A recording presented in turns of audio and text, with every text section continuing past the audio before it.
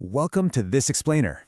All right, let's talk about one of the absolute most frustrating fitness realities out there. You're not exactly overweight, right? But you're definitely not lean either. You look totally normal in a t-shirt, but the second you take it off, you just feel kind of soft. There are no abs, no real muscle shape, and honestly, it feels like no matter what you try, you're just stuck in the mud. If you try eating more, you literally just gain belly fat. If you try eating less, you just shrink and get smaller. Well, today, we're going to break down the exact science and give you a structured blueprint to fix this trap once and for all. But before we go any further, I have a direct question for you. Are you actually skinny fat, or are you just guessing? Because to actually solve a problem, we need to properly diagnose it first. So take a mental look at your own physique right now and challenge yourself to see if you genuinely fit the profile. Let's walk through the 4 undeniable signs. Sign number 1, like we said, you look decent enough in clothes, but underneath there's a soft belly, a flat chest, and zero definition. Sign number 2, you have a pinchable waist. If you can physically grab a handful of fat or love handles around your midsection, definitely pay attention. Sign number 3, absolutely zero visible muscle definition anywhere. I'm talking no arm veins, no shoulder caps, just a general softness. And sign number 4, and this one is a massive red flag, your strength is incredibly low relative to your training time. Listen, if you have been lifting weights for a year and you still cannot bench press your own body weight, that is a glaring sign that you are skinny fat. Okay, let's dive into this. Here is our roadmap for today. First, the skinny fat diagnosis. Second, 3 common fitness mistakes. Third, the body recomposition solution. Fourth, the 4-step action plan. And finally, measuring real progress. Part 1, 3 common fitness mistakes. Let's look at the traps to avoid. So, the first mistake is eating the wrong way, essentially just bouncing between traditional bulking and cutting. You probably read somewhere on the internet that you need to eat big to get big, so you're just forcing down extra meals. But here's the reality check. You're just getting softer, and that belly isn't going anywhere. Then, out of sheer frustration, you flip to the other side and try an aggressive cut. You slash your calories way down trying to get lean. But because you don't actually have a solid muscle foundation underneath, you just shrink down to having noodle arms. Being in a massive calorie deficit is literally the absolute worst place for your body to try to build muscle, because your system is just going into survival mode. Both of these traditional extremes completely fail the skinny fat body type. Mistake number 2 is what we call the endless cardio trap. You think sweating more will somehow fix the softness, so you start stacking intense marathon sessions, exhausting sprints, and long runs right on top of your weightlifting. But exhausting yourself like this doesn't build muscle. All it does is completely tank your recovery, drop your energy levels down to absolute zero, and honestly, make your actual workouts worse. You finish every session completely destroyed, you start hating the entire process, and usually, you end up quitting in about 4 weeks, which puts you right back at square one. And the third mistake is a huge mental trap, the extreme diet cycle. You know how this goes. You jump on whatever diet trend is hot right now. Keto, carnivore, going zero carb. Suddenly, carbs become the enemy. Fruit is bad, rice is somehow dangerous, so you spend Monday through Friday trying to be absolutely perfect. But because you feel so ridiculously deprived, Saturday rolls around and you completely binge on pizza and cookies. Then the guilt hits you like a truck and you promise to repeat the cycle on Monday. Listen, this extreme deprivation is a psychological trap, not a physical fix. What you actually need is consistency. Part 2, the body recomposition solution.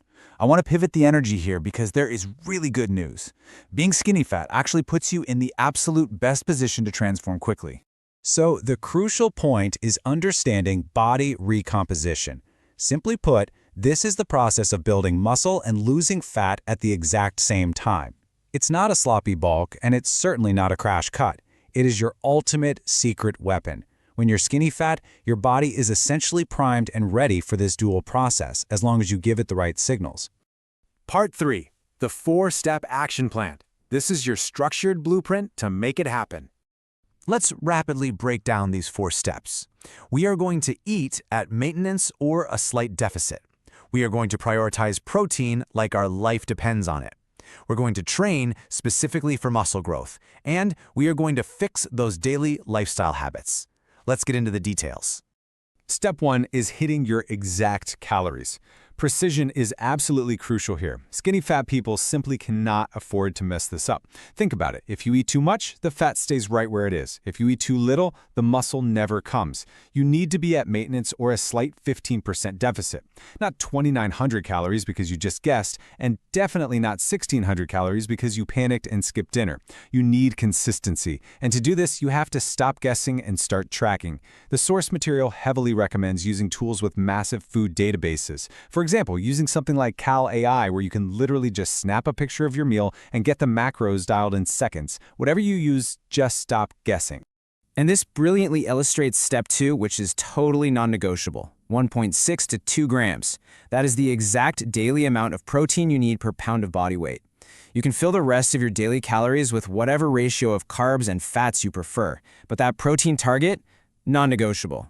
Protein is literally the building block for your muscle, and maybe more importantly, it protects the muscle you already have while you are losing the fat. Without hitting this number, you aren't recomposing, you're just regular old dieting. And hey, let's bust a major myth right now. You do not have to live your entire life eating dry, tasteless chicken breast and plain broccoli. You are a normal human being, and there are fast, highly realistic alternatives out there. Grab a cup of Greek yogurt on your way out the door and you're done. Mix a protein shake with some water and just chug it. Whip up some scrambled eggs in exactly 2 minutes. These are simple, no-excuse options that effortlessly help you cross that 1.6 to 2 gram threshold every single day. Let's move to step 3, training. You actually have to train like you want to grow. Just wandering into the gym and using whatever machine happens to be free is exactly how you end up looking the exact same for years. You need progressive overload. That means strictly controlled form and purposely adding weight or reps every single week to force real muscle growth. Contrast this with ego lifting. You know the guy, sloppy form, basically launching the bar like it owes him money. One method builds a truly great physique, the other method just builds lifelong shoulder pain. Push your sets until you physically cannot do another rep with good form. Step 4 is fixing your lifestyle, because being skinny fat isn't just a gym problem, it's a daily habits problem. Aim for 7,000 to 10,000 steps daily. It's easy, just pace around while taking calls or listening to a podcast. Next, you absolutely need at least 7 hours of quality sleep. Why? Because that is when your hormones reset and your body actually builds the muscle you broke down in the gym. And most importantly of all, consistency. Listen to me. 80% adherence over 6 months will absolutely destroy 100% perfection that only lasts for 3 weeks. Part 4. Measuring real progress. Data doesn't lie, so use it. You have the blueprint now, but if you aren't tracking, you are literally just hoping. You need to track your meals, track your daily steps on your phone, and definitely track your workouts in a simple notes app. Jot down your exercises, the weights you used, and the reps. If those numbers are creeping up week to week, guess what? You are progressing. If they're just staying exactly the same, you need to push harder. And here is a massive warning for you. Be very, very careful with the bathroom scale. The scale is incredibly deceiving. Because you are doing body recomposition, meaning you're losing fat and building heavy muscle at the exact same time, you could weigh the exact same number on the scale for 2 months but look completely different in the mirror. So look for better signals. Are your lifts going up? Is your waist measurably shrinking? Take weekly photos in the exact same lighting. Do your chest and arms look tighter? Trust me, if your waist is shrinking and your lifts are going up in the gym, you are doing it perfectly, no matter what that piece of plastic on your bathroom floor says. So, what's the realistic time frame here? Here is your reality check timeline. After 1 month, you're going to see some subtle changes, a slightly tighter waist, and you'll definitely feel stronger. After 3 months, boom, there's a clear difference in the mirror. Your clothes fit way better and you actually start looking athletic. After 6 months, it is a complete transformation. You will have an unrecognizable physique compared to where you started today. The only reason most people fail is simply because they expect those 6-month results in just 3 weeks. So, I leave you with this final, crucial question. Are you ready to stop guessing, start actually tracking, and finally beat the skinny fat trap for good? The science is super clear, the blueprint is right here in front of you, and the data is just waiting for you to collect it. Stop looking for quick shortcuts, start executing the plan, and go transform your physique. Thanks for joining me on this explainer.